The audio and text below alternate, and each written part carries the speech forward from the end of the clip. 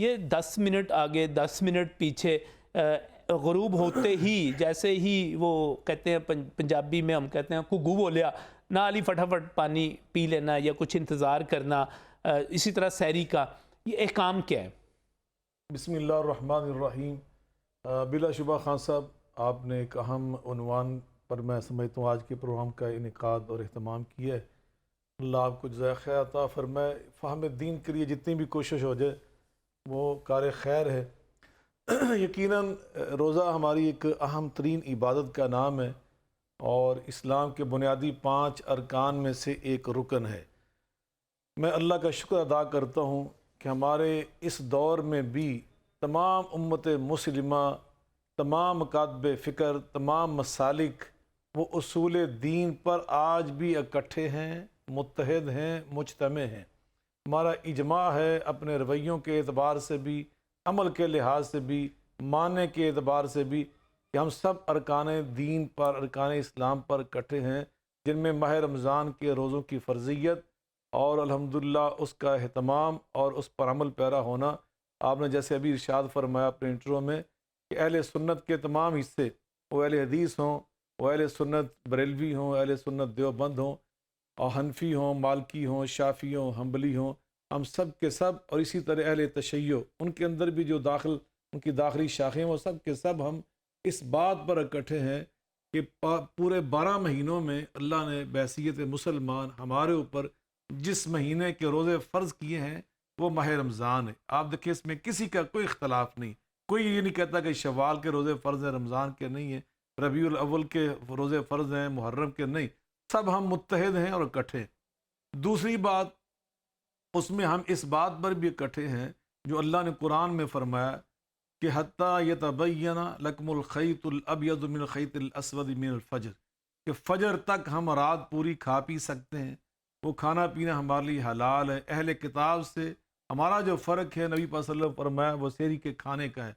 سحری کا کھانا ہمارے لیے اللہ نے حلال بنایا، اور نبی پاک تسحروا فإن فی السحور برکہ، بلکہ سحری کے کھانے کا اہتمام ہونا چاہیے کہ اس میں بڑی برکت ہوتی ہے، کہ پورا دن گزارنا ہوتا ہے۔ آپ بالمؤمنین رؤوف الرحیم تھے، اپنی امت پہ بڑے مہربان تھے۔ مجھے بڑی خوبصورت لگی آپ کی بات، آپ نے جس طرح بات کی علامہ صاحب کہ ہم میں مشترکات بہت زیادہ ہیں۔ مشترکات کیا ہیں کہ ہم قرآن پاک، اس کے بعد اللہ پر ایمان، نبی پر ایمان، قرآن پاک پر ایمان، پھر آگے ہم تفصیلات میں بھی آ جائیں، ہم سب کو ایمان، ہاں رمضان میں ہی روزے رکھتے ہیں، ہاں ہم نے مغرب کے وقت تک اور فجر کے وقت تک جو بھی پابندیاں وہ ہے، یعنی کہ جو اختلاف ہے وہ بہت چھوٹا سا، بہت مختصر سا ہے، اس تمام عمل میں بہت چھوٹا سا ہے۔ بہت خوبصورت۔ یقیناً خان صاحب آپ نے وہ میرے دل کی بات بڑے اچھے الفاظ میں بیان فرما دی کہ یقیناً دیکھیے کہ یہ تعبیر اور تشریح کا اختلاف ہے، صحیح، اور اس تعبیر اور تشریح کے اختلاف کے حوالے سے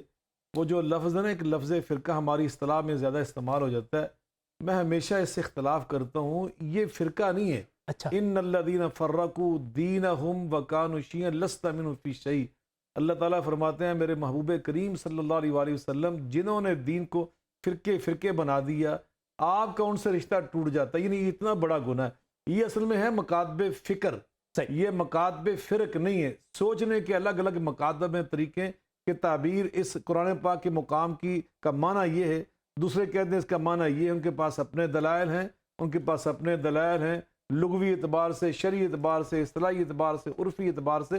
تو یقیناً ان تشریحات اور تعبیرات کے اختلاف نے ہمارے اسلامی لٹریچر کے اندر ایک اتنی وسعت پیدا کر دی ہے، بے تحاشا جامعیت پیدا کر دی ہے، اور اتنا پھیلاؤ پیدا کر دیا ہے کہ جس کے نتیجے میں آپ اندازہ لگائیں خان صاحب کہ اس وقت ہماری امت مسلمہ جغرافیائی اعتبار سے پوری دنیا میں پھیلی ہوئی، کوئی پہاڑی علاقوں میں رہتے ہیں، کوئی صحرائی علاقوں میں بستے ہیں، کوئی زرعی میدانوں میں رہتے ہیں، اور اسی طرح کوئی دریاؤں اور ندی نالوں اور اس طرح سمندروں کے کناروں پہ رہتے ہیں، کوئی بالکل سردی کے موسم میں رہتے ہیں، کوئی گرمی کے موسم میں، کوئی اعتدال کے موسم میں۔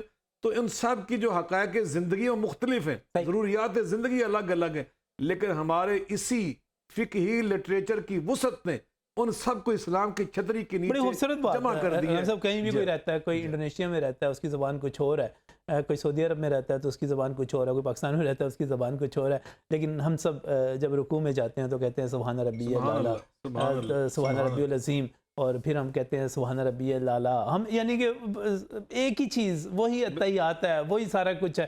تو یعنی یہ سارا کچھ. اچھا اہل حدیث جو ہیں وہ سحر و رفتار کا کیا وقت لیتے ہیں؟ ہمارا ایک ہی وقت ہے جو ہمارا اہل سنت کا، تمام مکاتب فکر، دیوبند، بریلوی، صحیح، اہل حدیث، سب کا ایک ہمارا ٹائم ہے، اس ایک میں ٹائم ہے. ہمارا کوئی اختلاف نہیں ہے، یعنی کہ بالکل ایک ٹائم. صبح صادق جس وقت ہوئی پہلی پو جس کو پھٹی، ہمارا جو نظام الاوقات چھپتے ہیں نا، وہ تینوں مکاتب فکر کے ایک جیسے ہوتے ہیں، اس میں ایک منٹ کا بھی فرق نہیں ہوتا ہے. اور یہ سعودی عرب سے لے کر پاکستان تک، اور پاکستان سے جہاں پر بھی، پوری دنیا میں جہاں بھی ہیں، یہ سارے کے سارے ایک ہی ہیں. چلے یہ تو ہو گیا. میں جانا چاہوں گا علامہ راغب حسین نعیمی صاحب کی طرف.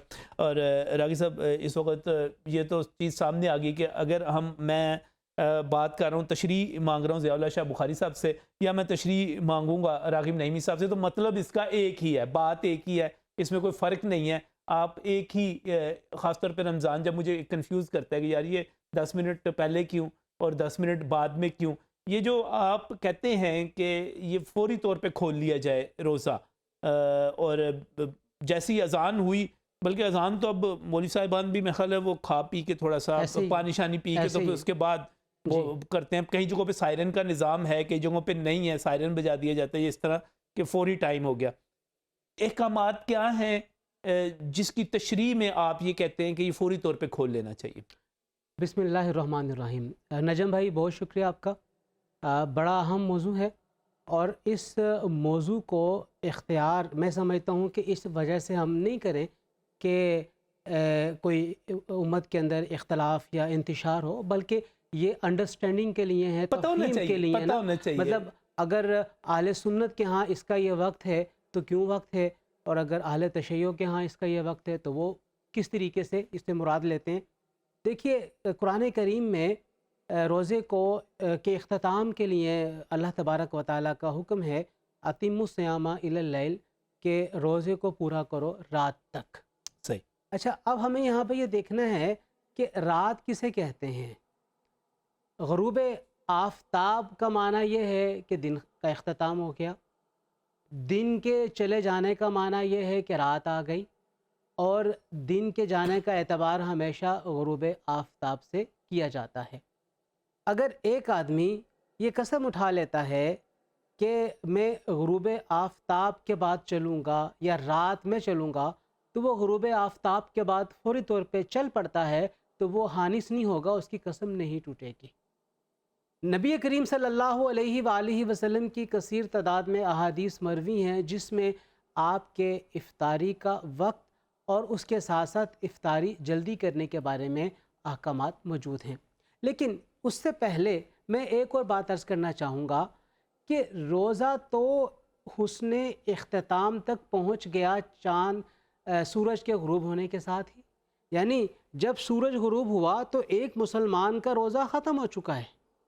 اچھا، روزہ اختتام تک پہنچ چکا ہے سورج کے غروب ہونے کے ساتھ ہی. اب سوال یہ پیدا ہوتا ہے کہ افطاری کس لیے ہے، یہ افطاری کیا چیز ہے.